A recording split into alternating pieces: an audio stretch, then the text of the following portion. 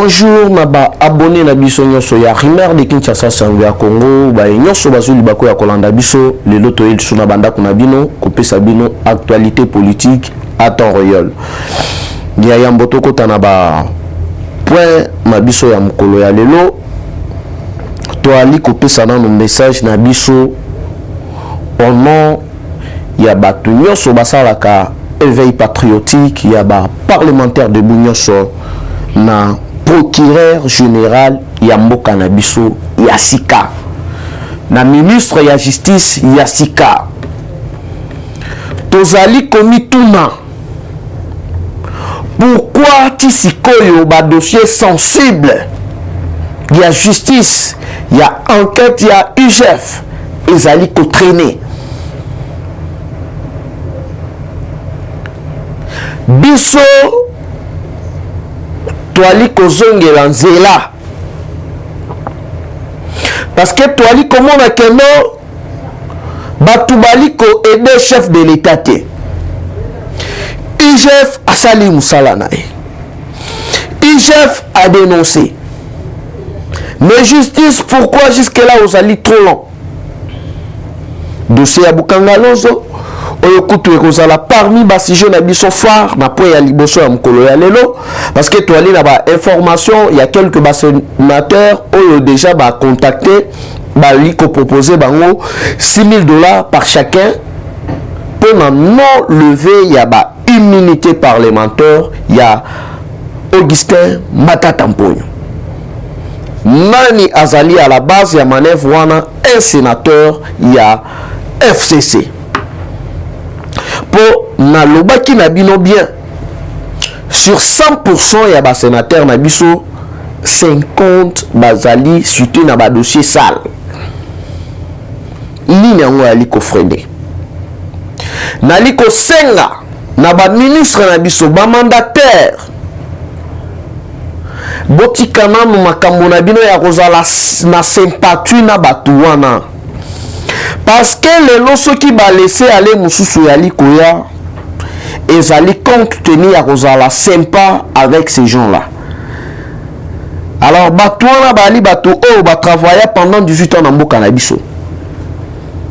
Bali capable ya ko flatter bino, bali capable ya kopesa bino ba cadeau pour na peut-être kolembisa. Mais biso sikoyo en tant que batisekediste, parce que tobunda pour un véritable état de droit, yeba keno biso na bino tozala devant histoire. Il est temps, il y a tout relevé ba défi. Parce que lelo wali comment entre bango na bango bazali ko s'accuser entre bango. Mais depuis longtemps babanda qui collait ensemble.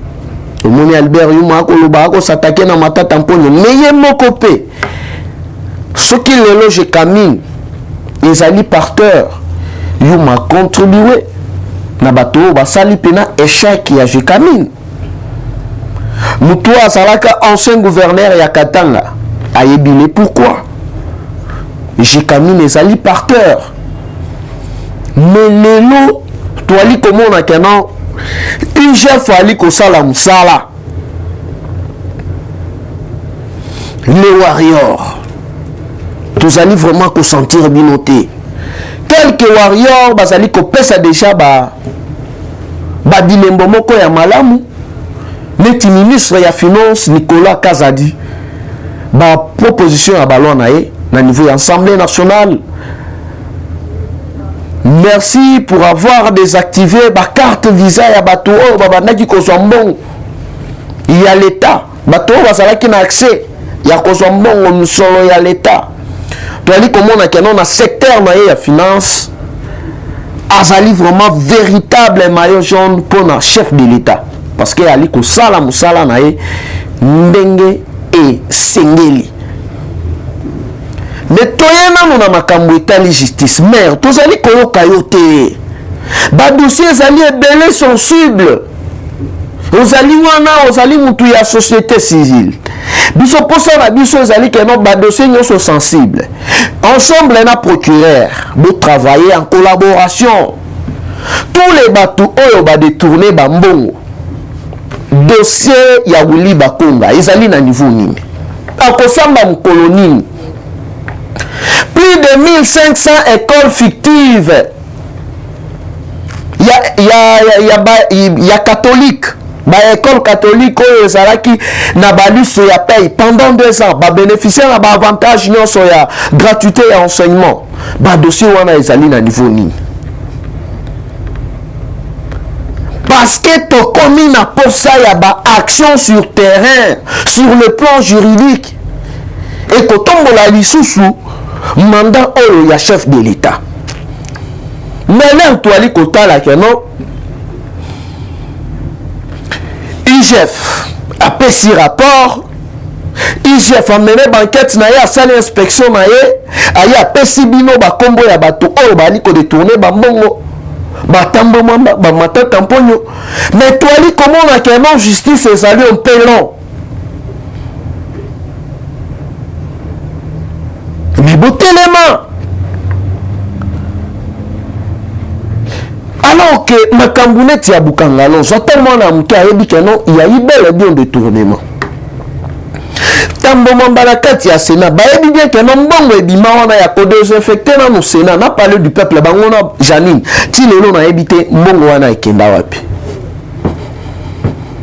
mais tant que fragrance ezali baboya ba décaissement bancaire ezali nini ezali kofrener ya bo entendre bato wana bokanga bango mbala moko na place ya okende oteno levé ya ba immunité parlementaire alors qu'il y a fragrance bien sûr que bato wana bazali ko bénéficier na présomption d'innocence mais kozala bien comprendre bango koyoka bango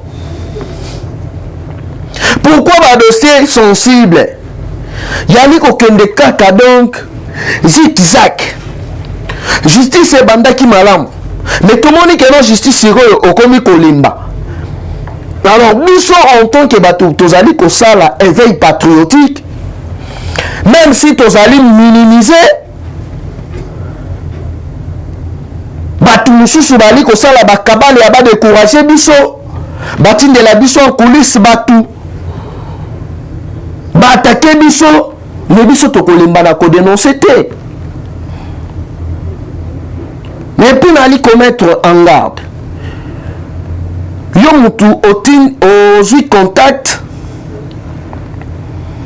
na l'un des membres ya force du progrès pour na kosimbanga na nzoto yebake mukolo wana j'espère que non okobomanga et puis okoboma pe fani na nga mobimba nali koyebisa yo nali kozwa monde mobimba témoin nayebi baplan oyo bozali kopréparer nayebi que non ba campagne ba kabale ezali kosalema pour na faire taire le parlementaire debout mais boye ba que non tozali wana na bénédiction il y a Etienne Tshisekedi wa Mulumba likambu soki ezali il faut tolobela yango parce que na komona bato mosusu bali koloba oteno vous êtes manipulé par qui? À Lubumbashi aussi, le parlementaire de Boussons manipulé. Tu as dit que c'est jusqu'à minimum de respect. Tu as dit que c'est un combat de Sotobunda et ça l'a respecté avec beaucoup de respect. Donc, Moutou a intimidé mon ingate. Là où il est commis, là où il est commis, il y a un groupe, il y a Pamba, il y a WhatsApp. Il y a un administrateur au Bolongolaï. Et ce qui va monter est commis si il faut faire taire Bissot. Mais alors, idéologie oyo, eza idéologie ya Kombo Etienne Tshisekedi wa Mulumba. Parce que yemorona le président Fachi, grand parlementaire debout. Parce qu'il nous s'appelle idéologie au papa Atika. Il y a tout le monde qui surveiller la République, tout le monde qui dénoncer. Yo l'igno kanisa biso munoko papa. Gardez bande. Gardez bande. Talasima, zonga moto. Alors mokolo ya lelo tobandi na point na biso ya liboso. Cri d'alarme d'un sénateur. Oyo alobi bien bali kobenga bango, bali ko proposer bango $6,000 à chacun. Na commission oyo yali chargé, oyo ba chargé qui ya basala déjà ba étude sur ba lever ya immunité parlementaire ya Matata Mponyo, ba solliciter bango, ba pia bango $6,000 de sorte que ba immunité ezala lever te. Biso musala na biso ezali koloba. Parce que au moins ba makambu nyonso ezali na CEO comme ba parlementaire de Bouba identifier bango les problèmes toujours dans la case de départ ezali Gentini Ngobila. Tozali na ikati ya union sacrée, on n'en se convient pas. Mais les Rosali koya na union sacrée, zala na même ordre idée, il y a chef de l'État, il y a le peuple d'abord. Matata Mponyo déjà dès au départ a démissionné na PPRD na idée na ezala qui aya ko adhérer na kati ya union sacrée. Mais union sacrée bien sûr que non tozali na posa ya kinya, tozali ko œuvrer au nom de la paix pour na koboya division, pour na koboya mboka ezala fragilisé. Mais tout le monde sait une chose, c'est que non, la justice élève une nation. Il y a l'idée que non, voilà qui n'a pas dossier na yo. Excuse. Oye si qu'on a kati ya union sacrée pour ya kobatama. Alors tellement vous allez na ba parapluie na yo. Oye bi que non a Robenga mais ba combattant batombo qui ba parlementaire basiliki. Non zala calme là na ko maîtriser bango pour na ba propre intérêt na yo. Non. Ngobila ali ko finir sa chef de l'État. Ba condition et ba maman bayaya batata na biso bali kotekela na zandu ya ngote ba canal nyonso ya ali boucher biso en tant que ba communicateur ya investigation peut en plus ceux qui te moni que non bali koloba mabe à chef de l'État biso to kotika tompe il faut te dénoncer. Mais boni biso to okende kokota mbala moko na gestion ya Kimbopeto to yebi place projet wana e bandela kité. Mais il faut présenter nous une explication que banda qui boye jusque là déjà ba dépenser boye toyeba na place ya oye kaka parce que ba yebi que non vous allez assoiffer peut-être ya boulot l'air ba koyebi sa yo kende au travailler na ngobila mbala moko yo sepeli oyebi gestion na été parce que ba proposer au salaire il y a 150 au CD mbala moko. Mais il faut que ça là nous audit il y a Kimbopeto koyeba ezali na niveau nini. Donc l'air biso to ali kobima pour na ko dénoncer mabe wana vous êtes manipulé et ali mutema mabe papa biso tozali en guerre na yote biso tozali côté le melande yo okomi kobunga nzela obosani idéologie ya Tshisekedi Etienne.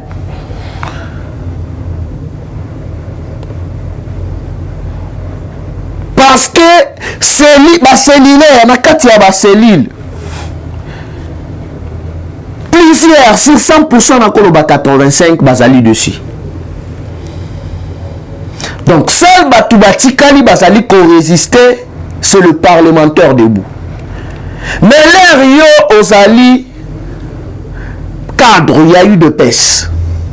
Kabila Bounissa biso ba parlementaire pendant plusieurs années à ça la débauchage on tellement fragiliser ba parlementaire ici mbati mais lelo yo le oligno fragiliser ba parlementaire debout c'est que yona Kabila bozali na idéologie moko wali na même ordre idée na Congo et Tshisekedi wa Mulumba. Pourquoi kakayo?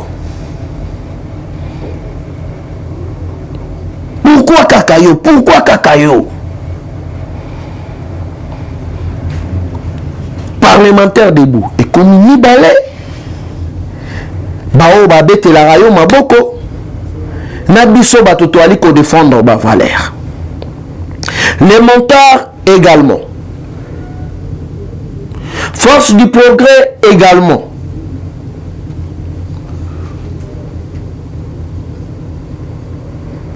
Ba sécurité et la permanence également. 2D. Mais au juste, Torobanda ko se volé ba face jusqu'à quand?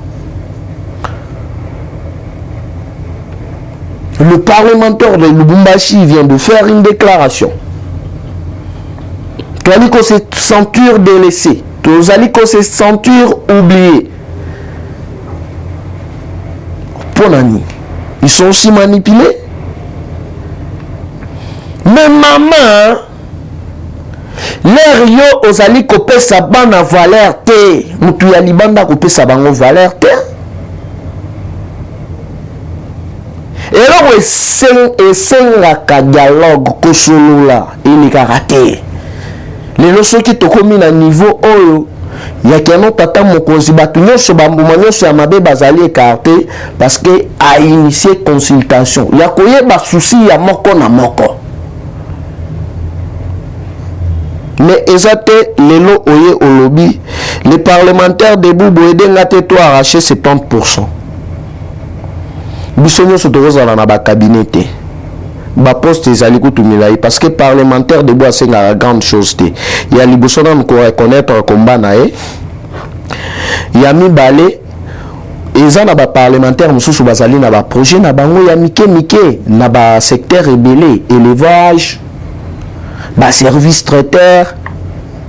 Pourquoi pas que soutenir bango ba comme même ba propre patron na bango moko. Toto comme ba propre patron na biso moko. Na ba petit projet tozali na yango ya entrepreneuriat.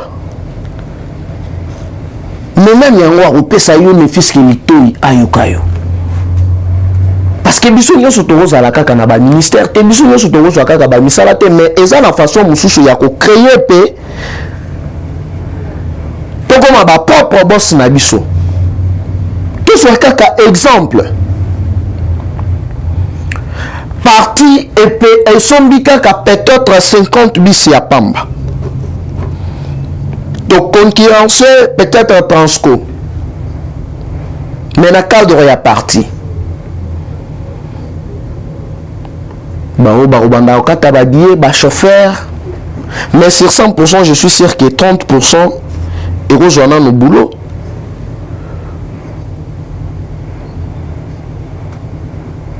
Tout ce qui est à crédit, bon, sinon nous partis, mes fils qui partent à 500 bis. Il y a crédit. Tiens, on en zéla. Banzela, on va soit de mouton et ils allaient pour les. Ni ali kozanga. Donc il faut que vous tarara maboko là, vous allez bien.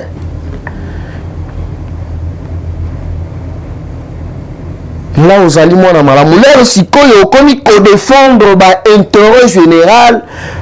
Maintenant, on a commis moi à ma bé. Au comité, non. Toye kolara koye bisabat ninga, baton sous vérité, ba vérité.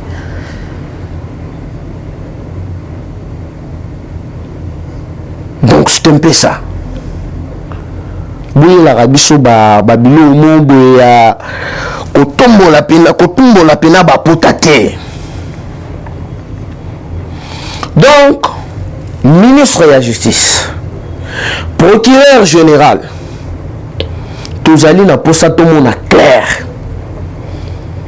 Parce que biso toko pousser binon de bosala musala.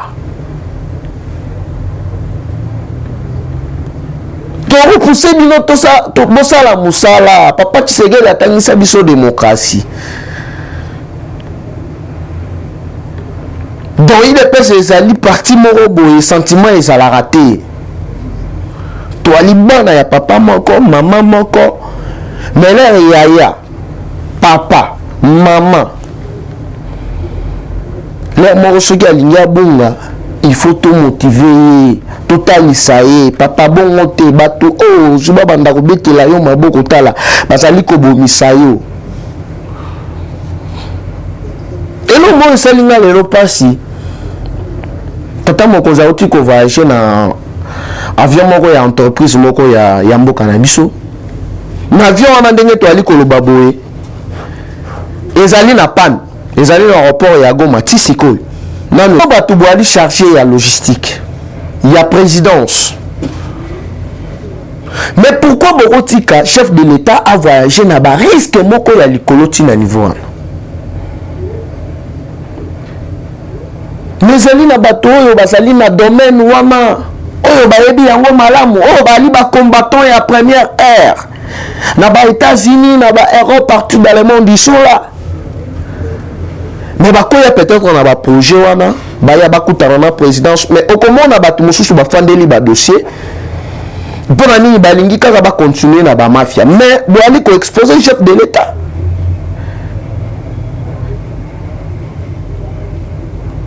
Passe. Franchement bokanisa te ke no bino boali na bolingo ya fatili ya koleka biso ba parlementaire de vraiment bobosana yango bobosana yango parce que tout ça la maman na mobilisation pour na retrait dans ya signature ya Genève maman na mobilisation alors tozongi na point na biso oyo ezaki ka ba parenthèse moko pe tozali ka kobimisa bato wana bayebaka no toali baanike te matata mponyo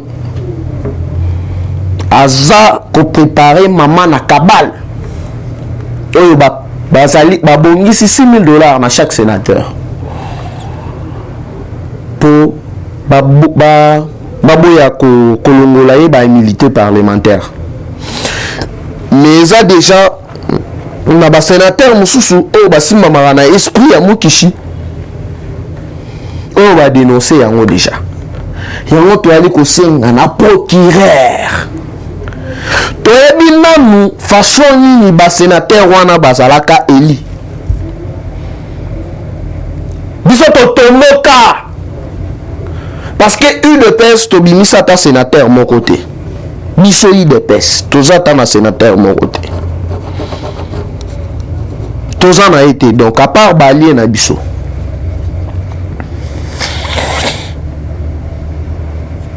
tomoni babimiseli biso sénateur ba présenter biso sénateur toyebite auchua piasa mutu ya parti nini bien merci donc tozali kuna te mais toyebi ndenge nini ba crier na corruption awa eza na ba candidat mususu na sénat o ba retirer ba signature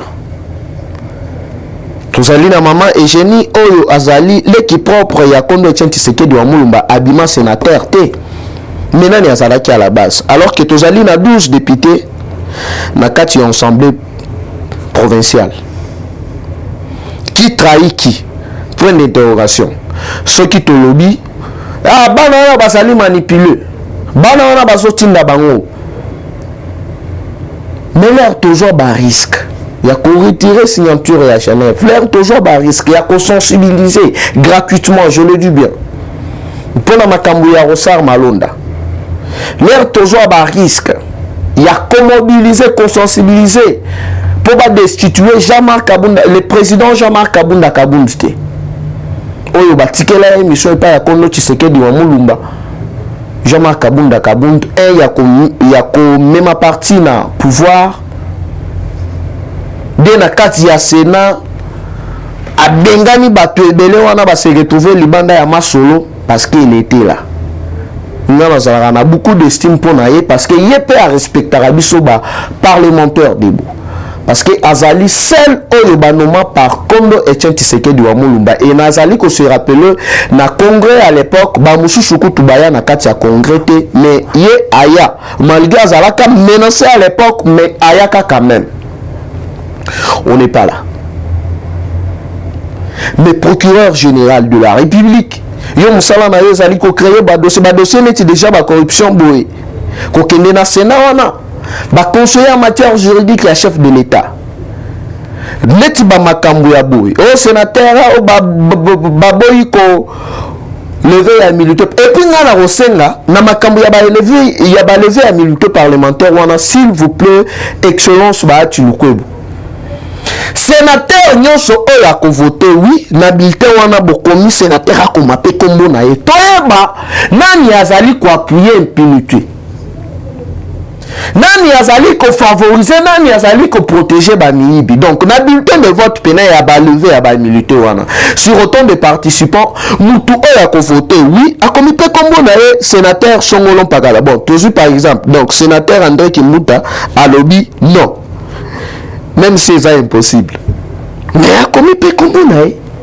siko to banda koyeba bon sénateur boy avotaki non sénateur boy avotaki oui et ko faciliter peuple ayeba ba sénateur nini bazali ko appuyer continuité ya buso baye banda ko salema na ba o bazali ko linga yango te wana ezali ne fiske idée nanga makoti na deuxième point na lombangu pona ko chiter tata mokonzi azali na Goma oh sauf imprévu à cause ça 1 à 2 semaines awa silence radio l'air à Goma yaka na Goma fachi pe mutu a défier donc à défier bango ba maman na mutu a défier bango za déjà na Goma personne n'en parle silence radio chef de l'état yaka na Goma yewana ye Goma est-ce que mutu azali kolobela yango Sigoyo, tata mokonzi se déplacer na vol moko commercial. Vol wana yali na ba problème.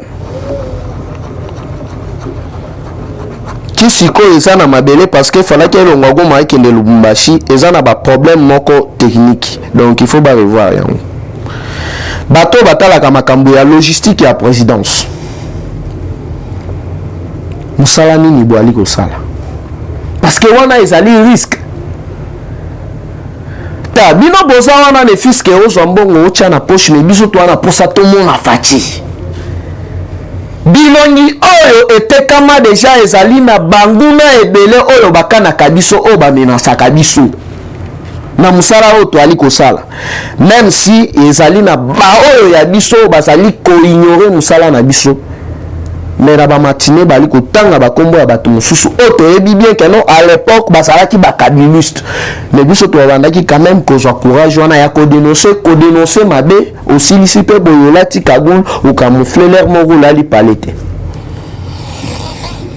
mais lelo ekomi oteno to identifier bino to pesa bino soit disant ba lettre est-ce que kala na opposition parlementaire de Boazalaki na Mukanda makambo ya kosala ezali ebele pourquoi pas encore initier idée ya que non chaque parlementaire debout azala ne fiske na carte ya ko bénéficier soins médicaux te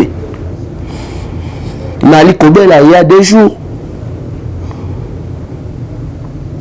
mais pour la se faire soigner n'a pas proposé nanga na bato mususu ba soutenir nga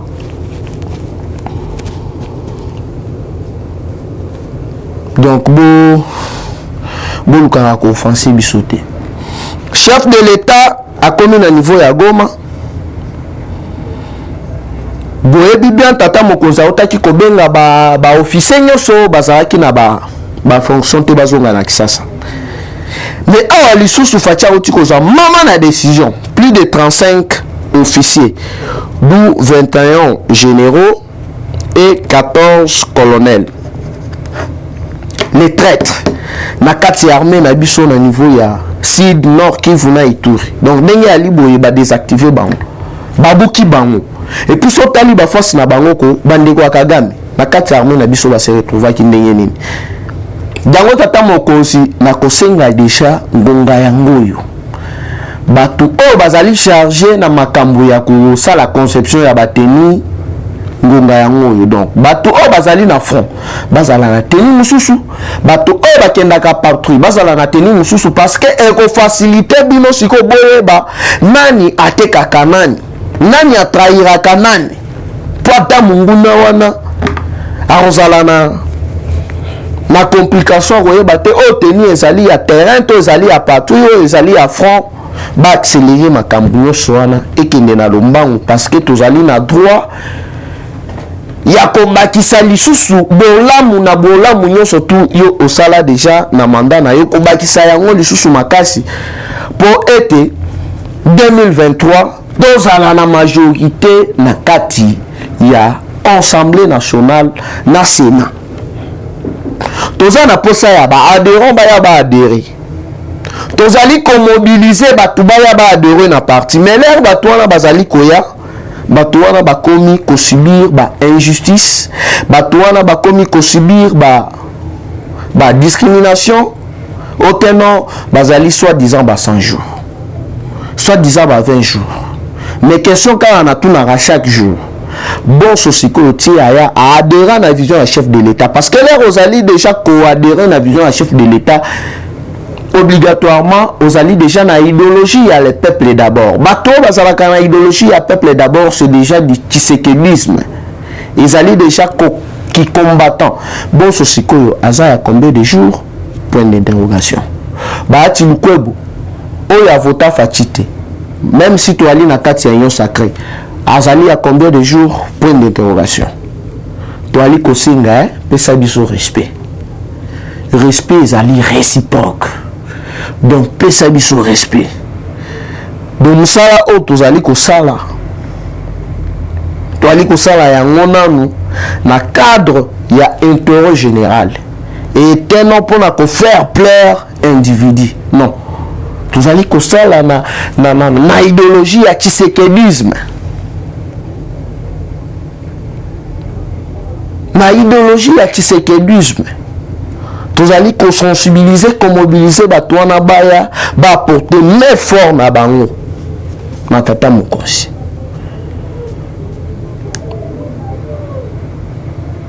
Kokutana na fachi ezali destiné. Ya Nzambe. Ezali destiné ya Nzambe parce que obeta kutu lisolo na omema bino 10 mais omema bababa. Maintenant, la structure, nous sauf les parlementaires de Boulay, comme tout le parlement de beaucoup de consultation, on crée division entre nous. Au salaire de bouchage. Les Kanaki déjà, les Kanaki, mais tu vas faire, qu'on rappelle au rare. Bâti les lots, et comme DD, politique, il a divisé pour mieux régner. Il y a l'Imalam, tu sais qu'il ne nous a pas appris ça. Donc, bon, revenir à la raison. Respect ezala réciproque yango na toali ko senga combat na biso ezala pe reconnu pas seulement reconnu mais ezala pe couronné donc nous sommes to senga yo yango na voilà que belé ya kolanda biso na zela ya maire de Kinshasa ezali wa bino mwana koli tokutani mbala sima bye bye et dans les prochains numéros. Eshima, votre magazine qui bat au rythme de l'actualité.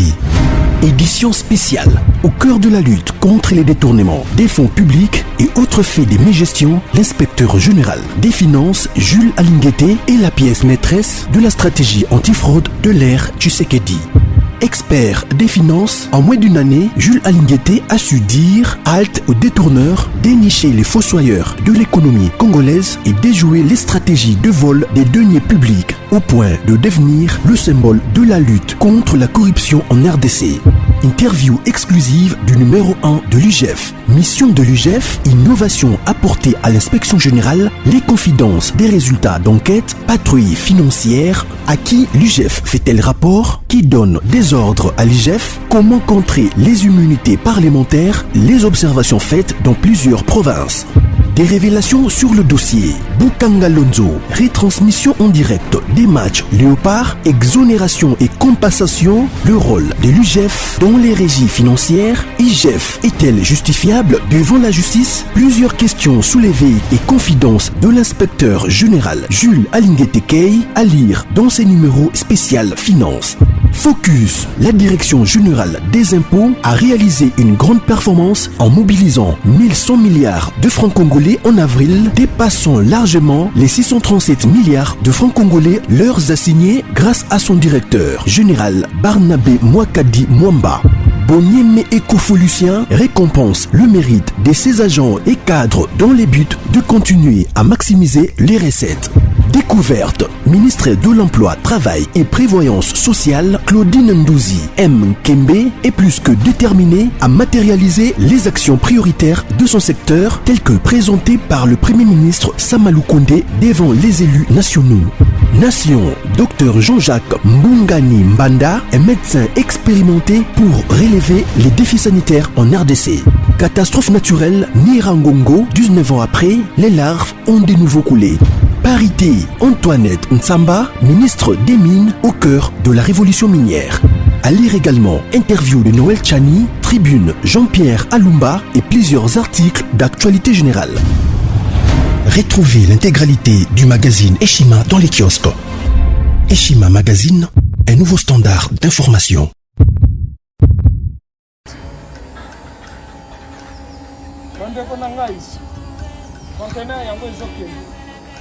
Le 26 mai, les conteneurs. Conteneur chaque mois. Donc, next ekozala le 26 mai. Olingo tinda vélo. Mutuka, please aussi otangi. Biloko tout, omemaka na biso. Benga biso, comme ça, toya, so mema biloko totinda na Congo.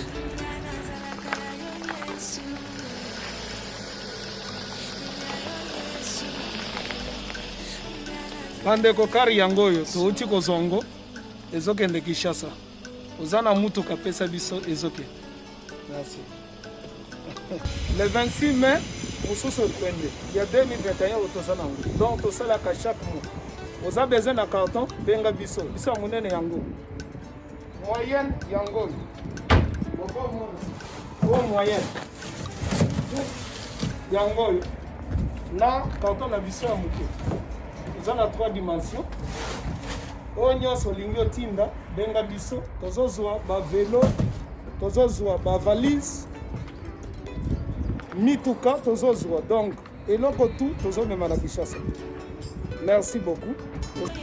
Mutuka, vélo, salon, biloko ndako, biloko tout tozomema. Donc vous hésitez que bobenga biso tozala na pona kosungana.